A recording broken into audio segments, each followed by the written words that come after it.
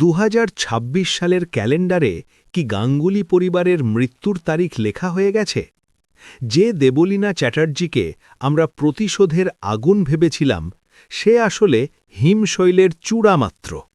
মাটির নিচে লুকিয়ে থাকা কয়েকশো কোটি টাকার অভিশপ্ত সোনা আর ২০ বছর ধরে মৃত ঘোষিত অভিমন্যু রায়চৌধুরীর জ্যান্ত ফিরে আসা, সব মিলিয়ে এক হাড় হিম করা সত্য।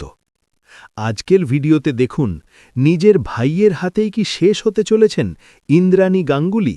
গাঙ্গুলি বাড়ির ড্রয়িং রুমে যখন উৎসবের আলো জ্বলছে, ঠিক তখনই কিলার গ্লাস হাতে এগোতে থাকে ইন্দ্রাণী গাঙ্গুলির দিকে। সেই গ্লাসে মেশানো ছিল কড়া বিষ, কিন্তু ঠিক শেষ মুহূর্তে অনুশ্রীর হাত লেগে গ্লাসটি মেঝেতে পড়ে যায় এবং চারদিকে কাঁচের টুকরো ছড়িয়ে পড়ে।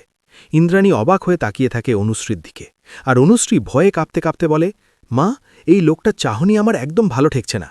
লোকটা ভিড়ের সুযোগে পালাবার চেষ্টা করলেও ঈশান তাকে জাপটে ধরে, আর ঠিক তখনই পুলিশের এন্ট্রি হয়। কিন্তু পুলিশ আসার আগেই কিলার পকেট থেকে একটা চিরকুট ফেলে যায়, যেখানে লেখা ছিল, আজ না হলেও কাল মৃত্যু নিশ্চিত, দেবলীনা চ্যাটার্জি। এই ঘটনার পর গাঙ্গুলি বাড়িতে চরম আতঙ্ক ছড়িয়ে পড়ে। ঈশান অনুশ্রীকে জড়িয়ে ধরলেও মনে মনে সে দেবলীনা নামটা শুনে কুঁকড়ে যায়, কারণ ঈশান জানে অতীতে তার বাবার সাথে দেবলীনার কোনো একটা যোগাযোগ ছিল। ইন্দ্রাণী তার ঘরে গিয়ে আলমারি থেকে একটা পুরনো ডায়েরি বের করেন, যা ২০ বছর ধরে ধুলো জমছিল। সেই ডায়েরির পাতায় দেবলীনার হাসি মুখের ছবি দেখে ইন্দ্রাণীর চোখ ভিজে ওঠে। আসলে দেবলীনা ছিল ইন্দ্রাণীর স্বামী সমরেশ গাঙ্গুলির প্রথম পক্ষের মেয়ে, যাকে ষড়যন্ত্র করে বাড়ি থেকে তাড়িয়ে দেওয়া হয়েছিল। আজ সেই পুরনো পাপ ফিরে এসেছে প্রতিশোধ নিতে। পরদিন সকালে দেবলীনা চ্যাটার্জি সরাসরি গাঙ্গুলি বাড়ির গেটে এসে দাঁড়ায়। তার পরনে কালো শাড়ি আর চোখে দামি রোদ চশমা। সে কোনো চোরের মতো নয়, বরং মালকিন হিসেবে ভেতরে ঢোকে এবং জানায় সেই বাড়ির অর্ধেক অংশের দাবিদার, কারণ তার কাছে সমরেশ গাঙ্গুলির উইল আছে, যেখানে স্পষ্ট লেখা আছে দেবলীনার অধিকারের কথা। ঈশান চিৎকার করে উঠলে দেবলীনা শান্ত গলায় বলে, ভাই, অত রাগ ভালো নয়। তোর মা যা কেড়ে নিয়েছিল, আমি শুধু তাই ফেরত নিতে এসেছি। দেবলীনার এই শান্ত অথচ ধারালো কথাগুলো বাড়ির সবাইকে পাথর করে দেয়। অনুশ্রী বুঝতে পারে এই লড়াইটা শুধু সম্পত্তি নিয়ে নয়, বরং একটা চাপা অপমানের বদলা নিতেই দেবলীনা এখানে এসেছে। সে চুপি চুপি দেবলীনার ঘরে গিয়ে কথা বলার চেষ্টা করে এবং জানতে পারে দেবলীনার মা অর্থাৎ সমরেশের প্রথম স্ত্রী অর্পণা চ্যাটার্জি বিনা চিকিৎসায় রাস্তায় মারা গিয়েছিলেন, এবং সেই মৃত্যুর জন্য দায়ী ছিল ইন্দ্রাণী গাঙ্গুলি। অনুশ্রী বড় দ্বন্দ্বে পড়ে যায়। একদিকে তার শাশুড়িমা, যে তাকে মেয়ের মতো আগলে রেখেছে, আর অন্যদিকে দেবলীনা, যার প্রতি অন্যায় করা হয়েছে। রাত যত বাড়তে থাকে, ষড়যন্ত্রের জাল তত জটিল হয়। দেবলীনা এবার টার্গেট করে ঈশানকে। সে ঈশানের ব্যবসার এমন কিছু গোপন নথি জোগাড় করে, যা ফাঁস হলে ঈশান জেল খাটবে। সে ইন্দ্রাণীকে প্রস্তাব দেয়, যদি সে চান ঈশান বেঁচে থাকুক, তবে যেন আজই ফাউন্ডেশনের সব টাকা দেবলীনার ট্রাস্টে ট্রান্সফার করা হয়। ইন্দ্রাণী অসহায় হয়ে পড়েন। তিনি বুঝতে পারেন তার সাজানো সংসার তাসের ঘরের মতো ভেঙে পড়ছে। এরই মধ্যে ঈশান আর অনুশ্রীর মধ্যে দূরত্ব তৈরি হয়, কারণ ঈশান মনে করে অনুশ্রী দেবলীনার প্রতি সহানুভূতি দেখাচ্ছে। আসলে দেবলীনা খুব সুকৌশলে অনুশ্রীর মাথায় বিষ ঢুকিয়ে দেয় যে এই পরিবারের ভিত্তিই হল অপরাধ। নিউ ইয়ারের দ্বিতীয় দিনেই গাঙ্গুলি বাড়িতে হানা দেয় আয়কর বিভাগ। দেবলীনার বুদ্ধিতে ইন্দ্রাণীর সব ব্যাঙ্ক অ্যাকাউন্ট ফ্রিজ করে দেওয়া হয়। বাড়ির কাজের লোক থেকে শুরু করে সবাই একে একে পাশ কাটিয়ে চলে যায়। এক রাতের মধ্যে ক্ষমতাশালী গাঙ্গুলি পরিবার নিঃস্ব হয়ে পথে বসার উপক্রম হয়। ঠিক এই বিপর্যয়ের মুহূর্তে অনুশ্রী একাই রুখে দাঁড়ানোর সিদ্ধান্ত নেয়।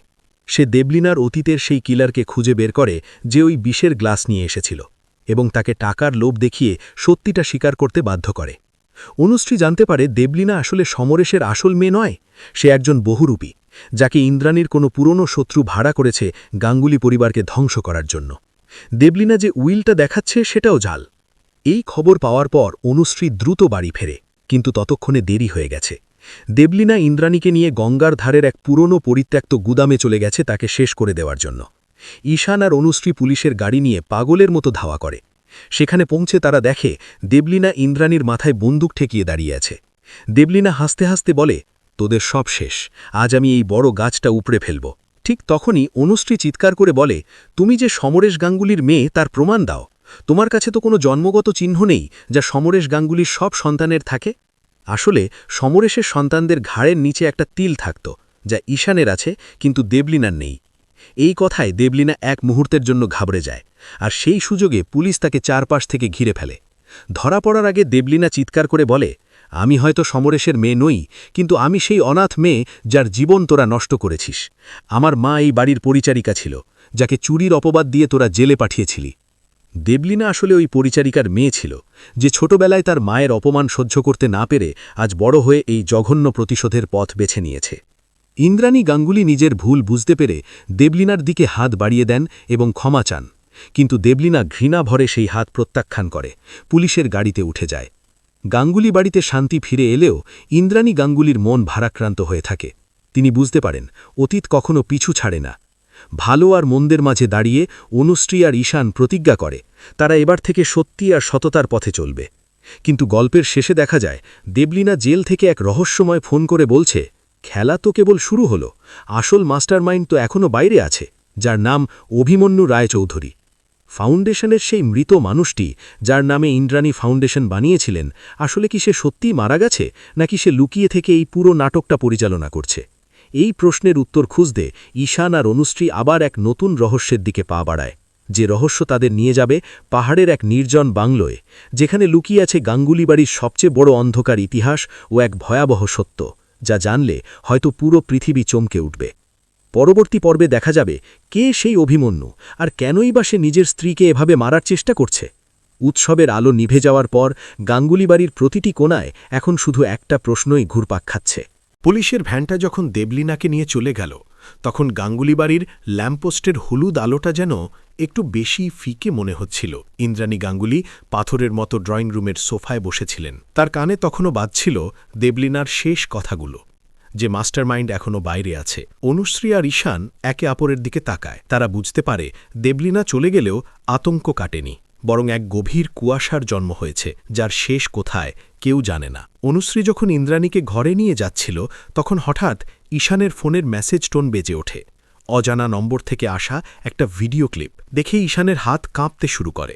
ভিডিওতে দেখা যাচ্ছে পাহাড়ের এক প্রাচীন বাংলোর বারান্দায় একটা হুইল চেয়ারে কেউ বসে আছে, তার মুখ দেখা যাচ্ছে না। কিন্তু হাতে থাকা আংটিটা দেখে ঈশানের রক্ত হিম হয়ে যায়, কারণ ওই আংটিটা ছিল তার বাবা সমরেশ গাঙ্গুলির সবথেকে প্রিয়, যেটা তিনি অভিমন্যু রায়চৌধুরীকে উপহার দিয়েছিলেন মৃত্যুর আগে। ঈশান অনুশ্রীকে চুপি চুপি ডেকে ভিডিওটা দেখায়। তারা সিদ্ধান্ত নেয় ইন্দ্রাণীকে এই মুহূর্তে কিছু জানানো ঠিক হবে না, কারণ তার হার্টের অবস্থা ভালো নয়। পরদিন সকাল হতেই অনুশ্রী আর ঈশান কাউকে কিছু না বলে বেরিয়ে পড়ে। তাদের গন্তব্য পাহাড়ের সেই নির্জন বাংলো, যার নাম মেঘমল্লার। দীর্ঘ পথ পেরিয়ে যখন তারা বাংলোর সামনে পৌঁছায়, তখন সূর্য ডুবুডুবু। পাইন গাছের ছায়াগুলো যেন কোনো দানবের মতো বাংলোটাকে আষ্টে পিষ্টে জড়িয়ে ধরেছে। ভেতরে ঢোকার সময় তাদের পথ আটকায় এক বৃদ্ধ কেয়ারটেকার, যার চোখে এক অদ্ভুত নির্লিপ্ততা। ঈশান তাকে ভিডিওর কথা জিজ্ঞাসা করতেই সে ইশারায় ওপরের ঘরের দিকে দেখিয়ে দেয়। সিঁড়ি দিয়ে ওঠার সময় প্রতিটি ধাপ যেন আর্তনাদ করে উঠছিল। ঘরের দরজাটা খোলাই ছিল। ভেতরে ঢুকতেই দেখা যায় সেই মানুষটিকে, যে জানলার দিকে মুখ করে বসে আছে। ঈশান কম্পিত গলায় ডাক দেয়, আঙ্কেল, আপনি কি বেঁচে আছেন? লোকটা ধীরে ধীরে হুইল চেয়ার ঘোরায়, কিন্তু তার মুখ দেখে ঈশান আর অনুশ্রী দুজনেই চিৎকার করে ওঠে, কারণ তার পুরো মুখটাই প্লাস্টিক সার্জারিতে বিকৃত হয়ে গেছে। সে হাসতে শুরু করে, যা ছিল অত্যন্ত ভয়ঙ্কর। লোকটা জানায় সে অভিমন্যু নয়, বরং সে হল সমরেশ গাঙ্গুলির ছোট ভাই অমরেশ, যাকে ২০ বছর আগে সম্পত্তি থেকে বঞ্চিত করে গ্রাম ছাড়া করা হয়েছিল। দেবলীনা ছিল তারই দাবার ঘুঁটি। অমরেশ জানায় ইন্দ্রাণী যাকে আদর্শ মানুষ মনে করে, অর্থাৎ অভিমন্যু রায়চৌধুরী, সে আসলে কোনো সাধু ছিল না, বরং সে ছিল একজন আন্তর্জাতিক স্মাগলার, যে সমরেশকে ব্যবহার করে গাঙ্গুলি বাড়ির নিচে এক বিশাল সুড়ঙ্গ বানিয়েছিল, যেখানে কোটি কোটি টাকার বেআইনি সোনা লুকানো আছে। ইন্দ্রাণী আজও তা জানে না, কিন্তু অমরেশ সব জানে। আর সেই সোনার লোভে সে দেবলীনাকে পাঠিয়েছিল, যাতে ইন্দ্রাণীকে সরিয়ে সে সব দখল করতে পারে। ঈশান বিশ্বাস করতে চায় না যে তার বাবা বা অভিমন্যু কাকা অপরাধী ছিল, কিন্তু অমরেশ একের পর এক নথিপত্র আর ছবি দেখাতে থাকে, যা দেখে অনুশ্রীর মাথা ঘুরে যায়। ঠিক সেই মুহূর্তে বাংলোর চারপাশ অন্ধকার হয়ে যায়, আর কানে আসে এক অমানুষিক আর্তনাদ। অমরেশ ভয়ে কাঁপতে কাঁপতে বলতে থাকে সে এসে গেছে, সে কাউকে ছাড়বে না। অন্ধকার ফুঁড়ে বেরিয়ে আসে এক ছায়া মূর্তি, যার হাতে একটা পুরনো আমলের কুঠার। সেই মূর্তিটি আর কেউ নয়, বরং আসল অভিমন্যু রায়চৌধুরী, যে গত ২০ বছর ধরে এই পাহাড়েই লুকিয়ে আছে পাগলের বেশে। সে আসলে মরেনি,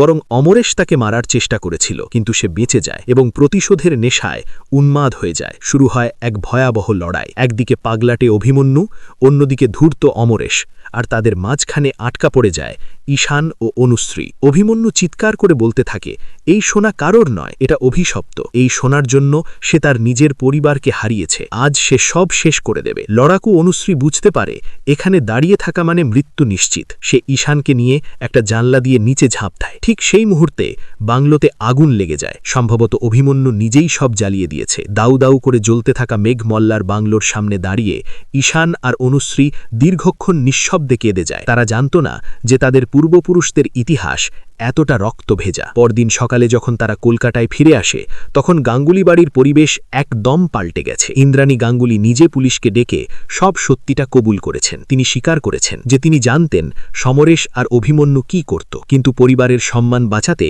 তিনি চুপ ছিলেন। তিনি পুলিশকে সেই সুড়ঙ্গের চাবি দিয়ে দেন যেখানে সোনা লুকানো ছিল। পুলিশ অভিযান চালিয়ে সব বাজেয়াপ্ত করে এবং ইন্দ্রাণীকেও জিজ্ঞাসাবাদের জন্য নিয়ে যায়। ঈশান আর অনুশ্রী একা হয়ে পড়ে বড় একটা প্রাসাদে, কিন্তু তাদের মনে এক অদ্ভুত শান্তি ছিল যে অন্তত সত্যটা সামনে এসেছে। তবে গল্পের চমক এখানেই শেষ নয়। কয়েক মাস পর যখন সব থিতিয়ে গেছে, তখন একদিন অনুশ্রী বাগান পরিষ্কার করতে গিয়ে মাটির নিচে একটা ছোট্ট কফিন পায়, যা দেখে সে আঁতকে ওঠে। কফিনটা খুলতেই দেখা যায় তাতে কোনো মৃতদেহ নেই, বরং রয়েছে একটা নবজাতকের ড্রেস আর একটা চিরকুট, যাতে লেখা ছিল, আমি আবার আসব ফিরে আমার রাজত্ব উদ্ধার করতে। তলায় সই করা ছিল দেবলীনা চ্যাটার্জি। অনুশ্রী বুঝতে পারে দেবলীনা জেল থেকে পালিয়েছে এবং সে আসলে সেই মাস্টারমাইন্ডের অংশ নয়, বরং সে নিজেই একটা বড় চক্রান্তের মাথা। ঈশান যখন অনুশ্রীর হাতে ওই চিরকুটটা দেখে, তখন তার মুখমণ্ডলে ফুটে ওঠে এক দৃঢ় প্রতিজ্ঞা। সে বুঝতে পারে এই লড়াইটা দীর্ঘ হবে এবং তাদের জীবনের শান্তি হয়তো চিরতরে হারিয়ে গেছে, কিন্তু তারা একে অপরের হাত ছাড়বে না। রাতের অন্ধকারে গাঙ্গুলি বাড়ির গেটে আবার একটা কালো গাড়ি এসে দাঁড়ায়। গাড়ির কাঁচ নামতেই দেখা যায় দেবলীনার সেই তীক্ষ্ণ চোখ। সে মনে মনে হাসে আর বলে, খেলা তো এখন শুরু হলো। গাঙ্গুলি পরিবার, তোমরা তৈরি তো? রহস্য যখন আরও ঘনীভূত হচ্ছে, ঠিক তখনই দূরে মন্দিরের ঘণ্টার শব্দ শোনা যায়, যা যেন কোনো এক নতুন যুদ্ধের ইঙ্গিত দিচ্ছে। একদিকে দেবলীনার প্রতিশোধ, অন্যদিকে ঈশান অনুশ্রীর বাঁচার লড়াই, আর মাঝখানে পড়ে থাকা গাঙ্গুলি বাড়ির সেই অভিশপ্ত সুড়ঙ্গ, যার ভেতরে হয়তো আরও অনেক গোপন সত্য চাপা পড়ে আছে, যা এখনও বিশ্বের সামনে আসেনি। পরবর্তী পর্বে কি দেবলীনা পারবে তার রাজত্ব উদ্ধার করতে, নাকি অনুশ্রী তার বুদ্ধিতে দেবলীনার সব চাল ভেস্তে দেবে? সেই টানটান উত্তেজনা নিয়ে শেষ হল আজকের এই বিশেষ উপাখ্যান। আপডেট পেতে সঙ্গে থাকুন আমাদের চ্যানেলের। পরবর্তী ভিডিওতে দেখা হবে নতুন কোনো এক রহস্যের সমাধান নিয়ে। ততক্ষণ ভালো থাকুন, সুস্থ থাকুন এবং সজাগ থাকুন। ধন্যবাদ আপনাদের সবাইকে এই সফরের সঙ্গী হওয়ার জন্য। আপনাদের মতামত কমেন্টে জানাতে ভুলবেন না। লাইক দিয়ে আমাদের উৎসাহিত করুন। সাবস্ক্রাইব করে বেল আইকনটি টিপে দিন, যাতে কোনো পর্ব মিস না হয়। বিদায় বন্ধুরা, আবার দেখা হবে নতুন এক রোমহর্ষক গল্পের নতুন পর্বে।